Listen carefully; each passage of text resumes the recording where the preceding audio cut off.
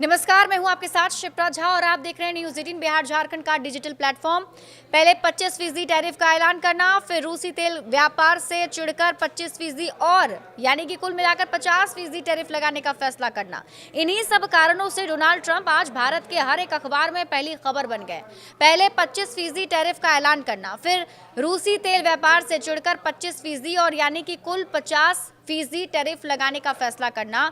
इन्हीं सब वजहों से डोनाल्ड ट्रंप आज भारत के हर अखबार की पहली खबर बन गए। ऐसे में इन सभी को का नेगेटिव असर व्यापारियों के खाते से कटने वाला है, फिर चाहे वो भारतीय व्यापारी हो या फिर अमेरिका के कारोबारी। आज हम ऐसी अमेरिका कंपनी के बारे में बात करेंगे जिन्होंने भारतीय मार्केट में बड़ा हिस्सा लिया हुआ है और इसके साथ ही जानेंगे कि अमेरिकी टैरिफ इनके लिए कैसे चिंता बन गई है। एप्पल की बात कर लीजिए।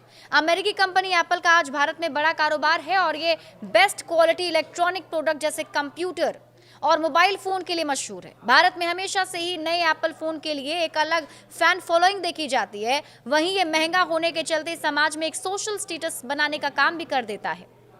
अमेजॉन की बात कर लेते हैं। भारत रहने वाले करोड़ों लोग आज ई कॉमर्स प्लेटफॉर्म अमेजन का इस्तेमाल करते हैं। वहीं कई लोग इस संस्थान से जुड़े हुए हैं। पिछले साल इसी महीने अमेजन की तरफ से भारत में $1 बिलियन निवेश किए गए थे और इसलिए इस कंपनी के लिए भी भारतीय बाजार काफ़ी महत्वपूर्ण है। सिटी बैंक की बात कर लीजिए। इसकी शुरुआत साल 1812 न्यूयॉर्क में हुई और आज ये सिटी बैंक इंडिया के नाम से मशहूर है। ये भारतीय जनता को कई तरह की बैंकिंग सर्विस प्रदान करता है। मीडिया रिपोर्ट की माने तो सिटी बैंक के पास इंडिया में 3 मिलियन ग्राहक हैं। कोको कोला, ऐसा कोई भी भारतीय शायद बचा हो जिसने कोको कोला ना पिया हो।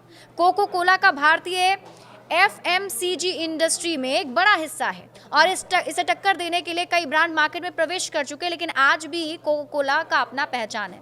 साल 1956 में कोको कोला ने भारत में अपनी एंट्री ली थी, लेकिन साल 1977 में उसे कुछ सख्त नियमों के चलते भारतीय मार्केट से निकलना पड़ा था। फिर साल 1993 में कोको कोला ने फिर से भारतीय बाजार में अपनी एंट्री ली और तब से ही भारतीय मार्केट का एक बड़ा हिस्सा लिए हुए है।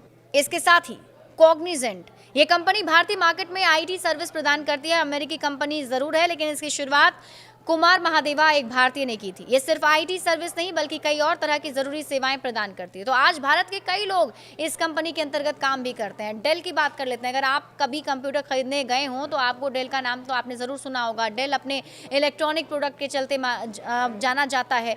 इसके कंप्यूटर को भारतीय द्वारा सबसे ज्यादा पसंद किया जाता है। गूगल की बात कर लेते हैं। इसके बारे में तो आपने ज़रूर सुना होगा, यहाँ तक कि आप हर रोज़ गूगल का इस्तेमाल करते हैं। गूगल का प्रत्येक व्यक्ति इस्तेमाल आज कर रहा है। ये भारत में एक बड़ा हिस्सा बनाए हुए है। स्कूल में पढ़ने वाले बच्चे से लेकर दादा दादी तक सब गूगल का उपयोग करते हैं। कंपनियों को क्या नुकसान होगा आप इसको समझिए। देखिए, भारत हमेशा से ही अपने विशाल मार्केट और अनगिनत कस्टमर के लिए जाना जाता है और हर कोई इस मार्केट में ना अपनी जगह बनाना चाहता है। अगर अमेरिकी टैरिफ के चलते भारत सरकार द्वारा भी निर्यात आयात पर कोई सख्त कदम ले लिए जाते हैं तो इन कंपनियों के लिए बड़ी मुसीबत आ सकती है। इससे ये कंपनियां अभी से चिंता में है। उदाहरण से अगर समझे तो कंपनी का नुकसान, अमेरिका के राष्ट्रपति डोनाल्ड ट्रंप ने तो एप्पल को सीधे तौर पर धमकी दी है कि अगर वे चिप भारत में बनाकर अमेरिका भेजती है तो उससे 100% तक टैरिफ उस पर लगाया जा सकता है। तो ऐसे में बड़ा नुकसान इन कंपनियों को हो सकता है। बड़े अपडेट्स के लिए आप जुड़े रहिए न्यूज़ 18 बिहार झारखंड के साथ।